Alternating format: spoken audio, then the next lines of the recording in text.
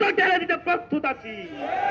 সম্মানিত উপস্থিতি, আজকের প্রোগ্রামে উপস্থিত হওয়ার জন্য সবাইকে ইসলামী ছাত্র শিবির হবিগঞ্জ জেলার পক্ষ থেকে ধন্যবাদ জানিয়ে আমি আমার কথা এখানে শেষ করছি। আসসালামু আলাইকুম রহমতুল্লাহ।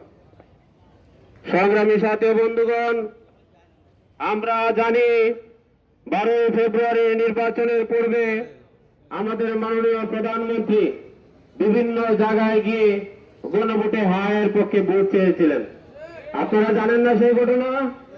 কিন্তু বিধিবাম সেই প্রধানমন্ত্রী যখন প্রধানমন্ত্রীর দায়িত্ব পেলেন, তিনি প্রধানমন্ত্রী নির্বাচিত হয়ে সেই গণভোটের রায় বাস্তবায়ন করছেন না।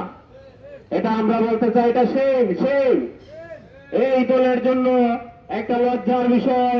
আমরা জানি তাদের 31 দফার মধ্যে সংবিধান সংস্কারের কথা আছে কিনা নাই ভাই?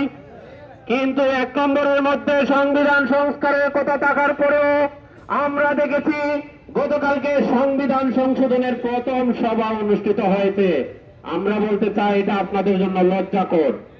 সংগ্রামী সাথী বন্ধুগণ, এ পর্যায়ে আপনাদের সামনে বক্তব্য নিয়ে আসছেন বাংলাদেশ জামায়াত ইসলামী হবিগঞ্জ পৌরসভার সংগ্রামী সেক্রেটারি, সাবেক ছাত্র নেতা জনাব আজহারুল ইসলাম। বক্তব্য নিয়ে আসছেন আজহারুল ইসলাম। বিসমিল্লাহির রহমানির রহিম।